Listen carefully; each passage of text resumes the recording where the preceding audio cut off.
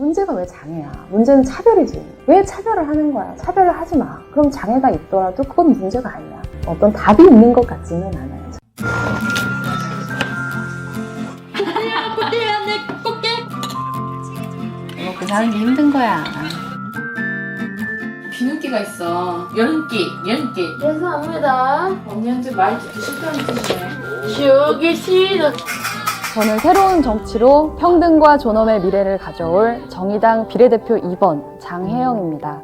사실 제가 영화를 찍었던 것도 살려고 찍었던 건데 또 다른 한편으로는 살려고 정치를 시작했다. 그런 말씀 많이 드렸어요. 네, 기득권 정치가 쳐놓은 그 선들을 자유롭게 넘어서 생각하고 있는 것들을 말할 수 있고 느끼는 것들을 표현할 수 있습니다. 그리고 그것만이 기득권 양당 정치의 진정한 균열을 내는 것이라고 생각하고요. 저는 오늘 이 자리에서 21대 국회의원 선거 정의당 비례대표 경선 예비후보 출마를 선언합니다. 그런 아름다운 비밀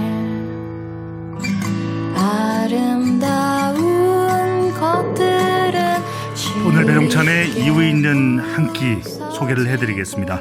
따뜻한 식사 한 끼 하고 싶다는 생각이 드는 분들을 만나보려고 하는 코너인데요. 이번 주 그리고 다음 주까지는 아마도 이번 국회의원 선거 당선인 분들을 모시고 이야기를 나눠보려고 합니다. 잠시 전에 목소리를 들으셨죠? 영화도 만드신 분이고 노래도 부르신 분이고요. 그리고 유튜브로도 활동하고 다양한 이름이 있지만 오늘은 이분을 정의당 장혜영 비례대표 국회의원 당선인으로 만나보겠습니다. 어서 오십시오. 안녕하세요. 네, 정말 노래 부르시는 거 들으면서 감동 이렇게 받았는데 감사합니다. 네. 들어가기 전에 네. 살짝 노래 조금만 좀 불러주실 수 있나요? 그러면 네. 앞에서 인트로에 안 나왔던 노래를 불러드릴게요. 무사히 할머니가 될 수 있을까? 죽임당하지 않고 죽이지도 않고서 굶어 죽지도 굶기지도 않으며 사람들 사이에서 살아갈 수 있을까? 네. 가수를 하셔도 될 것 같아요. 감사합니다. 노래가 있기는 해요. 네. 네. 아니 근데 어떻게 이렇게 노래를 직접 만드신 거죠? 네, 제가 다큐멘터리를 이제 2018년에 개봉한 게 있는데 네. 거기에 이제 노래를 넣어야 되잖아요, 영화니까. 근데 노래를 사서 쓰려니까 너무 비싸서 그래서 네. 만들어가지고 썼던 게 계기가 됐습니다. 그러니까 노래를 만드신 이유는 돈이 없어서. 네, 그렇다고 할 수 있죠. 이 노래가 담고 있는 의미는 뭡니까? 제가 이 다큐멘터리를 만들게 된 얘기부터 해드리면 자연스럽지 않을까 싶은데 네. 저의 1살 어린 여동생이 네. 이제 중증 발달 장애인이에요. 이제 지적 장애랑 자폐성 장애를 둘 다 갖고 있는데 네. 이제 그 이후로 어렸을 때 이제 집 근처에 있는 장애인 거주 시설로 보내져서 되게 오랜 시간을 살았었어요. 네. 근데 이제 그런 동생을 데리고 이제 나와서 한 3년 전부터 같이 네. 우리 사회에서 살기 시작했는데 이제 그런 과정을 이제 저희만의 그냥 어떤 개인적인 가족의 얘기가 아니고 네. 우리 사회 전체의 변화를 어떻게 하면 좀 연결을 할 수 있을까 그런 생각이 들어서 이제 영화를 찍게 됐고 그 마음이 사실은 이제 중증 발달 장애인 동생하고 둘이 네. 같이 살고 있는데 이런 저희 자매가 어떻게 무사히 할머니가 될 수 있을까? 이렇게 이 험한 세상을 잘 살아남아서 네. 그런 마음을 가지고 썼던 가사예요. 너무 감동적이라서 제가 또 약간 옆길로 샜습니다. 감사합니다. 너무 좋았습니다. 네. 자, 2037님 살기 좋은 나라 국민의 안전과 평화를 위해 힘써 주십시오. 정의당 응원합니다. 감사합니다. 네, 7830님 정의당 장혜영 당선인님 국회 입성했으니 깨끗한 마음으로 국민들께 봉사하는 국회의원이 되어 주십시오. 꼭 그렇게 하겠습니다. 감사합니다. 이 장혜영 당선인께서 이 고향이 수원 여주 쪽입니다. 경기도 분들. 네, 또 한 명의 국회의원을 배출했네요. 자, 저희 우리가 시사는 바다가요. 정의당 당선인만 모시는 것이 아니라 앞으로도 계속 각 당의 당선인들 분들을 모실 예정으로 있고요.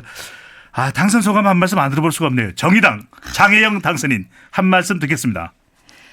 사실 정의당으로서는 네. 이번에 21대 총선의 결과를 맞이하는 마음이 어떤 기쁨보다는 훨씬 큰 책임감으로 느껴지는 바가 큽니다. 아, 저희가 지난 총선 목표가 어쨌든 이제 20석 이상 원내교섭단체를 구성하는 것이었지만 네. 이제 국민의 10%의 지지를 받았음에도 불구하고 저희 음. 의석수는 어쨌든 6석 네. 이라는 결과를 받았기 때문에 이제 그 결과를 가지고 이제 20명의 몫을 해야 하는 한 사람으로서 굉장히 어깨가 무겁다 그런 생각하고 있습니다. 네. 자, 그래도 비례대표 2번이면 당선권이고 네. 앞번 순번이라고 할 수 있겠는데 네. 정의당에서 비례대표 2번을 앞번호를 드린 의미는 뭐라고 봐야 될까요? 그 이번에 이제 선거제도 개혁이 되면서 네.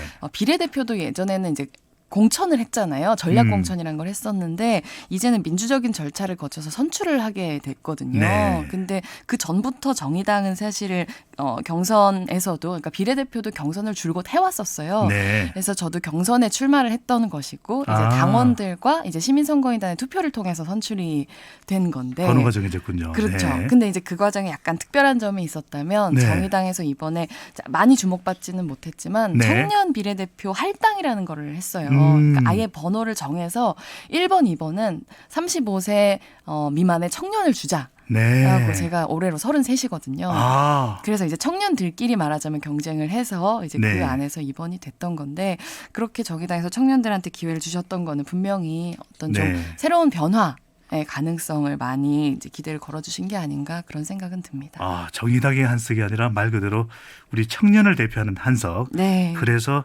장혜영 이제 앞으로 당선인 의원이 네. 되실 텐데 네. 많은 기대를 좀 가져보겠습니다. 감사합니다. 자, 이번 선거 관련해서 이 이야기 나누지 않을 수가 없는데요. 네. 준연동형 비례대표제 참. 따가운 한 말씀 해주시죠. 네, 뭐 어쨌든 선거가 끝났으니까 네. 그 이전에 수많은 비판들 이제 드렸던 것처럼 맨 처음에 이제 미래통합당에서 위성정당 만드셨을 때부터 저희는 선관위에다가 이 등록 신청 받으시면 안 된다. 네. 이것은 이제 반헌법적인 반민주적인 이제 행위다라고 정확하게 말씀드렸는데 네. 어쨌든 이제 준연동형 비례대표제의 결과로 지금 21대 국회가 꾸려지게 됐고요. 이제 네. 21대에서 어떻게 이제 선거제도 개혁을 보완해가지고 네. 그 취지를 잘 살린 개혁을 완성할 것이냐라는 과제가 남아 있다고 생각해요. 네. 근데 많은 분들이 이제 꼼수가 있었으니까 개혁을 없애자라는 굉장히 원칙적이지 않은 말씀을 하시는데 네. 꼼수가 있었다면 꼼수를 없애면 되는 거지 개혁은 그냥 쭉 밀고 나가서 아예 100% 연동형을 꼼수할 수 없도록 잘 네. 만드는 게 이번 국회의 일이다 그렇게 생각합니다. 저도 그래서 왜 단서 조항을 넣지 않았는지 모르겠어요. 사실 뭐 석패율 제도라든가 네. 여러 가지 장치들이 있었는데 네. 이제 지난 협상 과정에서 이제 많이 뭐랄까 통과가 되지 못했던 부분이 있고 그 부분에서는 불비한 과정에 정의당이 더 많은 역할을 했었어야 아쉬움이 좀 있죠. 네. 자, 이 얘기도 궁금한데 우리 장 당선인께서 대학 졸업을 1년 두고서 그만두셨다고 해요. 아, 네, 맞아요. 뭐 특별한 이유가 있었어요. 다른 우리 일반인 경우에는 그래도 1년 정도 남았으면 그래도 네. 졸업장은 따자. 졸업만은 하자. 이런 이야기가 이렇게 생각을 할 텐데 네. 그만두신 특별한 이유가 있으세요?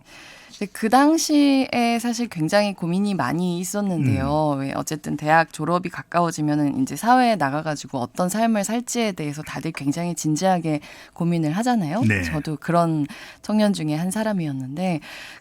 아마 지금 들으시는 분들 중에서 저처럼 장애를 가지고 있는 형제자매가 있는 분들은 아마 공감을 하실 거라고 네. 생각하는데 언젠가 부모님이 돌아가시면 내가 그 형제를 책임져야 될 거다. 아, 이런 종류의 생각들을 사실 굉장히 일찌감치 청소년 때부터 하게 돼요. 아 진짜 이거 하게 돼요? 그럼요. 하게 돼요. 엄청 싸우던데. 그 싸우기는 하면서도 아. 한편으로는 책임감이 있는 거죠. 아. 왜냐하면 이 사회가 돌보지 않는다는 걸 너무 잘 알기 때문에 네. 결국은 나의 몫이 될 텐데라는 부담을 늘 갖거든요. 그래서 저도 굉장히 그런 책임감이 좀 컸었고 네. 그러다 보니까 이제 동생을 책임질 수 있는 언니가 돼야겠다는 생각을 많이 했었어요. 아. 하지만 저 한 몸 이제 잘 우리 사회에 겨우 발붙일 수 있는 사람이 된다고 해서 네. 저의 이제 장애가 심한 동생이 함께 정말 저처럼 인간답게 비장애인들처럼 대우받으면서 살 수 있는 세상이 되는 건 아니라는 생각이 들었고 아.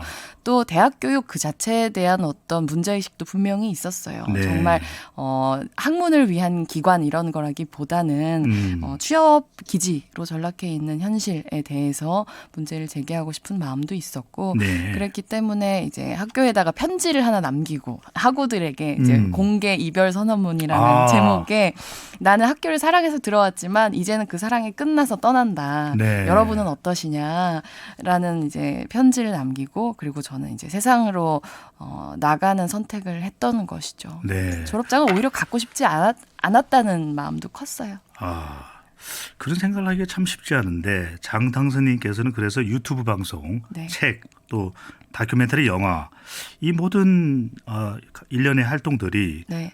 일종의 형태는 다르지만 공통적인 것은 일종의 장애인 인권 운동을 하셨던 거죠. 네, 그렇게 수렴되는 바가 있죠. 네. 자, 이렇게 인권 운동을 하게 되면서 이제 동생도 또 장애가 있다는 게 노출되는 건데 그런 부담은 없으셨어요? 오히려 그렇게 보여지는 게 가장 네. 중요하다는 생각을 많이 했었어요. 그러니까 되게 오랫동안 저한테도 나한테는 장애인 동생이 있어. 네. 지적장애, 자폐성 장애를 가진 동생이 있어. 이거는 되게 오랫동안 비밀이었거든요. 네. 왜냐하면 그런 말을 하면 이제 동정하거나 아니면 차별하거나 이런 일들 많이 겪었으니까. 근데 오히려 그러니까 그렇게 더더욱 한 사람의 어떤 평범한 사람으로서의 장애인과 그 가족의 네. 모습을 보여주는 거 그리고 그게 가능하다는 거를 알리는 게 굉장히 중요하다고 생각했기 때문에 그 작은 그렇게 보여드리는 게 더 중요했다는 말씀 드릴 수 있을 것 같아요. 네. 자, 9543님. 또 의원님 초심이 중심이 되어 열심히 최선을 다해 주십시오. 라임이 네. 딱딱 맞는 말씀 건강하십시오. 감사합니다. 하트 뿅뿅뿅 이렇게 주셨고요. 네, 저도. 0259님, 장혜영 국회의원 당선인님 반갑습니다. 의원님은 지역구가 어디신지 궁금합니다. 네, 비례대표라는 거 말씀드렸고요. 네. 노회찬 의원님 때부터 정의당 팬입니다. 아이고. 저는 경기도 용인에서 청취하는 애청자 최원석입니다. 원성님 감사합니다. 여주에서도 가깝네요. 여주에서도 가깝네요. 수원에서도. 감사합니다. 지역이 중요하네요. 확실히 교통방송이라. 네, 감사하고요. 자, 그런데 최근에 안내견이 좀 논란이 됐죠. 네, 맞아요. 김혜지 당선인의. 시각장애인. 사실 그 국민들이 그 이야기를 듣고서 상당히 분노했어요. 그렇죠. 아니 너무나 당연한 일인데 이것이 국회에서 논란이 되다니. 네, 맞아요. 장혜영 당선인께서는 어떻게 보십니까? 저도 일찌감치 그렇게 국회에서 네. 김혜지 당선인의 안내견인 조이가 출입을 이제 허용 여부를 검토한다는 뉴스를 보고 굉장히 깜짝 놀라서 네. 당장 트위터에다가 그러면 안 된다. 당연히 안내견은 눈과 같은 존재인데 네. 눈을 두고 오라고 얘기하는 건 말이 안 되잖아요. 아, 그렇게 썼는데 이제 알아보니까 국회에서 약간 와전된 부분이 있기는 하더라고요. 어떤 부분인가요? 그러니까 당연히 이제 출입을 하는데 네. 어떤 방식으로 해야 될지가 고민이다라는 검토를 하고 있었던 게 약간 와전된다는 얘기를 나중에 들었는데 네. 어쨌든 국회가 아니라고 하더라도 사실은 되게 많은 시각장애 당사자분들께서 지역사회에서 뭐 가게를 간다거나 공공서비스를 이용하시는 경우에도 그 안내견의 출입에 대해서 굉장히 선택이라고 생각하는 사람들 많이 만나시는 건 또 하나의 현실이거든요. 네. 그래서 오히려 이번 논란을 계기로 많은 국민들께서 시각장애 당사자의 안내견은 시각장애인의 눈과 같은 것이고 네. 그렇기 때문에 선택의 문제가 아니다라는 것들을 다시 한번 느끼실 수 있었으면 좋겠습니다. 정말 저도 장 당선인께 좀 부탁드리는 말은 국회가 국민들의 눈높이보다 좀 앞서갔으면 좋겠어요. 그러게요. 꼭 이런 논란이 되고 나서야 그러게요. 보완하는 거 정말 너무 안타까운데 네. 저는 개인적으로는 장애인을 나와 똑같이 대하는 것. 그렇죠. 이게 사실 제일 중요한 건 아닌가 생각이 드는데 네. 장 당선인께서는 우리 사회에 뿌리 깊은 장애인에 대한 편견 네. 어떻게 좀 뿌리 뽑을 수가 있을까요? 쉽지는 않은 일이에요, 물론. 네. 정확하게 이제 선장님이라고 네네. 부르는 거죠. 네. 선장님께서 말씀하신 것처럼 내 삶을 바라보는 눈으로 네. 장애를 가진 사람의 삶을 바라보는 거 모든 국민들이 그렇게 된다면 사실 뭐 국회의원도 대통령도 대통령이기 이전에 한 사람의 시민이니까요. 네. 모든 시민이 그런다면 사실 제일 좋을 텐데 예를 들면 이런 거예요. 3살짜리 비장의 아이가 나 커서 나중에 대통령 될래 그러면은 어른들이 칭찬해주고 박수 쳐주거든요. 네. 근데 이제 예를 들면 30살인 발달장애인이 나 대통령 될래 라고 하면 다들 속으로 넌 절대 안 되지. 네가 발달장애인인데 네가 어떻게 대통령을 해? 겉으로는 아니라도 속으로는. 네, 생각할 거예요. 근데 같은 인간이니까 가능성으로서 사실은 그걸 동등하게 대할 수 있을 때 네. 정말 마음속에서 모두가 동등한 가능성을 가진 존엄한 존재라는 걸 생각할 때 그때 뭐가 정말로 본질적으로 변하지 않을까 그런 생각 많이 합니다. 아니 루즈벨트 대통령도 전례가 없는 사선 대통령이지만 장애가 있었잖아요. 맞아요. 하지만 네. 그분조차도 장애가 있다는 거를 많이 감추셔야 했었어요. 그런 아픔이 있죠. 하지만 네. 장애라고 하는 건 그냥 우리가 갖고 있는 성격처럼 머리 그럼요. 스타일처럼 하나의 특성일 수 있기 때문에 그렇게 받아들이면서 살아가면 또 같이 네. 살아갈 수 있는 거거든요. 우리 국민들이 정말 마음이 바다 같았으면 하는 생각을 해봅니다. 21대 국회에서 장애형 당선인이 발의하실 1호 공약은 뭐가 될까요?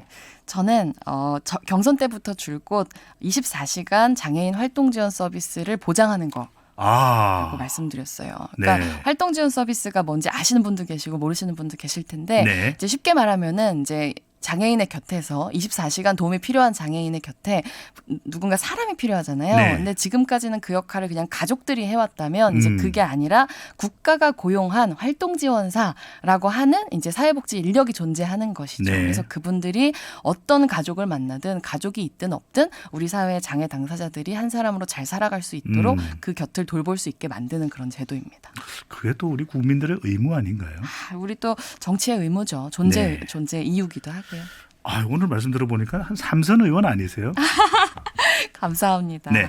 끝으로 이번 국회의원 선거에서 비례대표로 당선된 장혜영 당선인이 청취자분들께도 한 말씀 좀 부탁을 드립니다. 어떤 4년을 활동을 해나가겠다는 각오 네. 한 말씀 좀 부탁드립니다.